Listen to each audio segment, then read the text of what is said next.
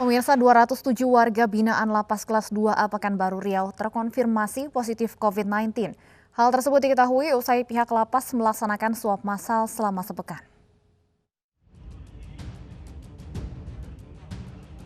207 warga binaan Lapas Kelas 2A Pekanbaru Riau terpapar COVID-19 usai mengikuti tes swab massal. Untuk mengantisipasi penyebaran COVID-19 ini, napi yang positif dipisahkan, sedangkan yang sehat tetap wajib melakukan protokol kesehatan dengan memakai masker dan mencuci tangan. Ratusan napi yang terpapar merupakan orang tanpa gejala dan hanya 2 orang yang dilarikan ke rumah sakit untuk diisolasi, sedangkan 205 lainnya hanya menjalani isolasi di lapas. Hanya 2 orang yang diapakan ke rumah sakit awal bros karena ada penyakit penyertanya, ada komorbidnya dan umurnya sudah tua.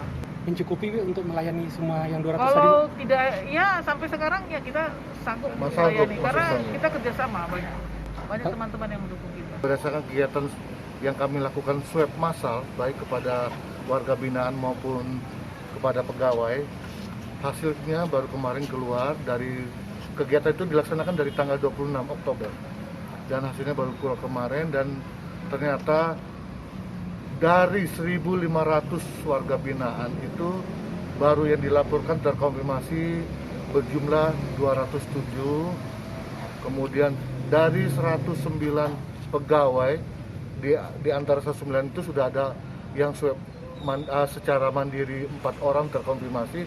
Ada penambahan dari swab massal itu, tambahnya 5 pegawai.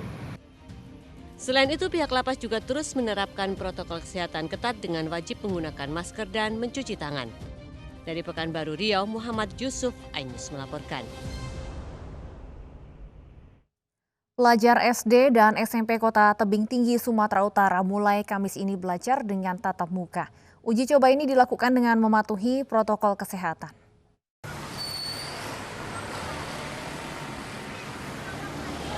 SD dan SMP terpadu di Jalan Sutomo, Kota Tebing Tinggi, Sumatera Utara menjalani uji coba sekolah tatap muka mulai Kamis ini. Suasana belajar mengajar di kelas pun berbeda. Selain tidak mengenakan seragam, para siswa juga harus menjaga jarak dan memakai masker. Sebelum masuk kelas, mereka juga wajib mencuci tangan. Sekolah tatap muka hanya diperbolehkan bagi sekolah yang sudah betul-betul siap dan mematuhi protokol kesehatan. Tetap harus mengikuti protokol kesehatan. Kalau tak bisa dilaksanakan sekolah itu, misalnya sarananya untuk cuci tangan, air, dan lain sebagainya belum bisa, itu belum kita bolehkan. Para siswa menyambut gembira kembali ke sekolah dan bertemu teman serta guru secara langsung. Belajarnya gimana? Daring, di rumah. Itu sulit nggak menurut adik? Sulit ya? Lebih enak mana? Ya? Daring apa tatap muka? Tatap muka. Menurut rencana, sosialisasi sekolah tatap muka ini akan berlangsung selama 1 bulan. Jika ada peningkatan jumlah penderita COVID-19, uji coba akan dihentikan dahulu. Dari Tebing Tinggi, Sumatera Utara, Abdullah Hasibuan, iNews melaporkan. Sementara itu di Madiun, ratusan guru dan siswa menjalani rapid test jelang digelarnya kembali pembelajaran tatap muka. Rencananya mereka akan mulai belajar di sekolah pada hari Senin pekan depan.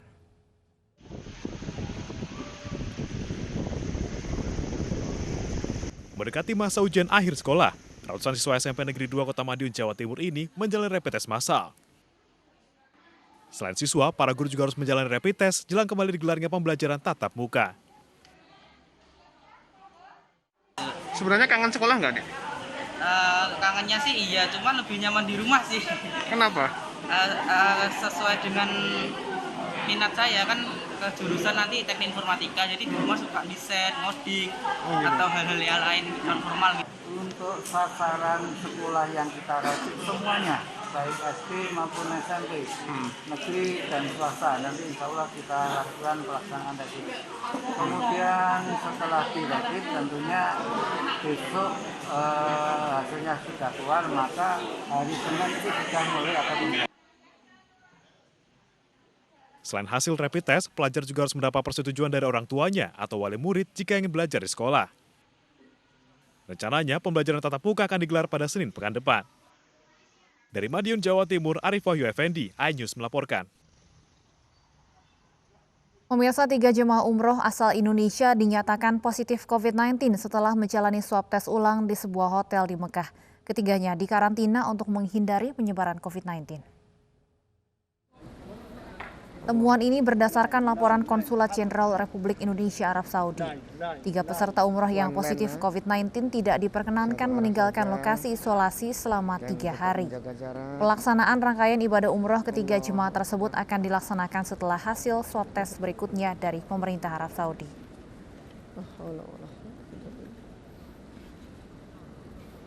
Kementerian Agama tengah melakukan evaluasi terkait pelaksanaan ibadah umroh di tengah pandemi dengan memberangkatkan 2 kloter dari Jakarta. Rencananya calon jemaah umroh akan diberangkatkan langsung dari Medan tanpa harus ke Jakarta terlebih dahulu. Pengurusnya ataupun pemilik daripada travel itu yang ditangkap. Penyelenggara perjalanan ibadah umroh atau PPIU dan khusus haji atau PIHK berdiskusi dengan pemilik travel haji dan umroh pasca pemerintah Arab Saudi mengizinkan umroh dari Indonesia. Rencananya calon jemaah umroh akan diberangkatkan langsung dari Medan tanpa harus ke Jakarta terlebih dahulu. Sementara itu, penyelenggara perjalanan ibadah umroh menyayangkan beberapa kendala, salah satunya pembatasan umur, maksimal umur 50 tahun, serta biaya yang membengkak sebesar 30%.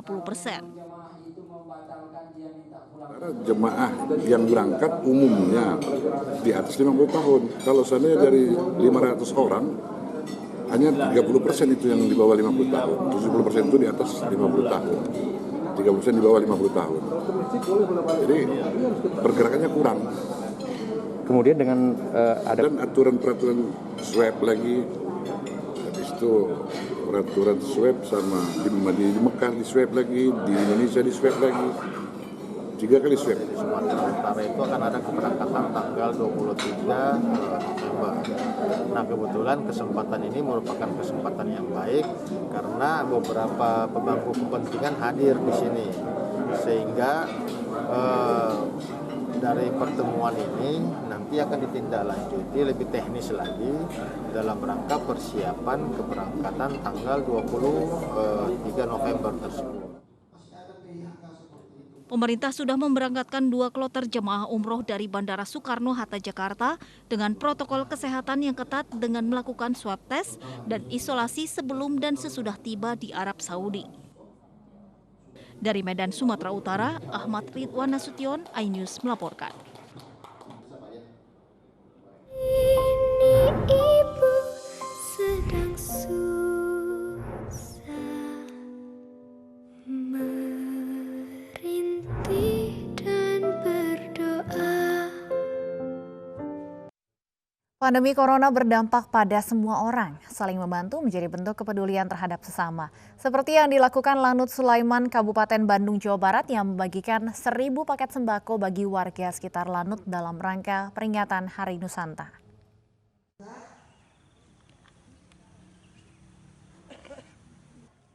Seribu warga yang tinggal di sekitar Lanut Sulaiman, Kabupaten Bandung menjadi sasaran awal pemberian 1.000 paket sembako dalam rangka Hari Nusantara. Warga yang hadir di Padang Golf Sulaiman untuk menerima bantuan harus mengikuti protokol kesehatan. Pemberian sembako bagi warga kurang mampu dari Desa Margahayu Selatan dan Sayati, Kabupaten Bandung ini merupakan awal kegiatan gelar bakti sosial. Pemberian bantuan sosial kepada masyarakat yang terdampak. Acara ini kita kemas sedemikian rupa. Yang pertama, tidak melanggar protokol kesehatan. Jadi physical distancing yang kita jaga pada saat masuk juga. Semua peserta yang hadir melalui prosedur pengecekan protokol kesehatan. Suhu, cuci tangan, kemudian kita cek juga menggunakan masker.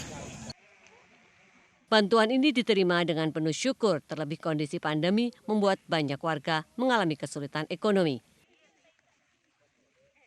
Tentu saja masih diharapkan oleh masyarakat di masa pandemi ini. Ke depan mungkin kita akan lebih mendata, mengakurasikan data supaya bantuan-bantuan sosial ini lebih merata dan pendekatannya lebih ajas keadilan. Kehadiran 10 prajurit dengan pakaian adat dari Sabang sampai Merauke dan pertunjukan di akhir acara menjadi penghibur warga. Nantinya lanut lain di sejumlah wilayah akan menggelar kegiatan yang sama. Dari Kabupaten Bandung, Jawa Barat, Saufat Endrawan, iNews melaporkan.